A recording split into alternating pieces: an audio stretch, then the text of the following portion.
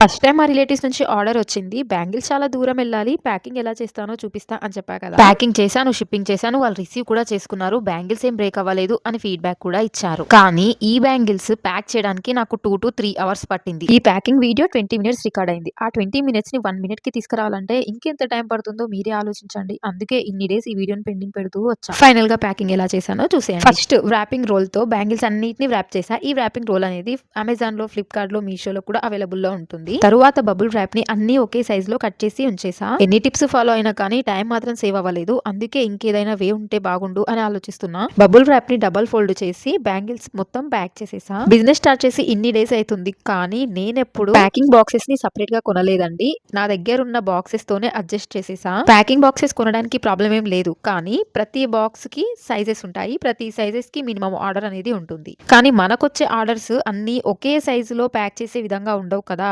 ఒకసారి 1 పెయిర్ రావచ్చు. ఒకసారి 2 పెయిర్స్ రావచ్చు. ఒకసారి బల్క్ ఆర్డర్ రావచ్చు. అన్ని సైజెస్‌లో కార్డ్‌బోర్డ్స్ కొనాలి అంటే రూమ్ అంతా నిండడం తప్ప ఇంకేమీ ఉండదు. కానీ ఫైనల్‌గా నేను కూడా ప్యాకింగ్ బాక్సెస్ అయితే కొన్నా అండి. 2 సైజెస్‌లో కొన్నాను. అవేంటో నెక్స్ట్ వీడియోలో చూపిస్తాను. ఎక్కడ కొన్నానో, ఏ సైజెస్‌లో కొన్నానో, ఎంతకి కొన్నానో అవన్నీ డీటెయిల్స్ అయితే నెక్స్ట్ వీడియోలో చెప్తాను. మీకు ఈ బ్యాంగిల్స్ కావాలి అంటే స్క్రీన్ పైన కనిపిస్తున్న నంబర్‌కి మెసేజ్ చేయండి. ఇంకా నాకు ఇద్దరు చిన్ని మరదల్స్ కూడా ఉన్నారు. వాళ్ళ కోసం థ్రెడ్ బ్యాంగిల్స్‌ని గిఫ్ట్‌గా పంపాను. కానీ ఆ సైజ్ వాళ్ళకి సరిపోయిందో లేదో కూడా తెలియదు. టైంకి ఏది పంపాలో తెలియక అవి సెండ్ చేసేసా. ఓకే. By by.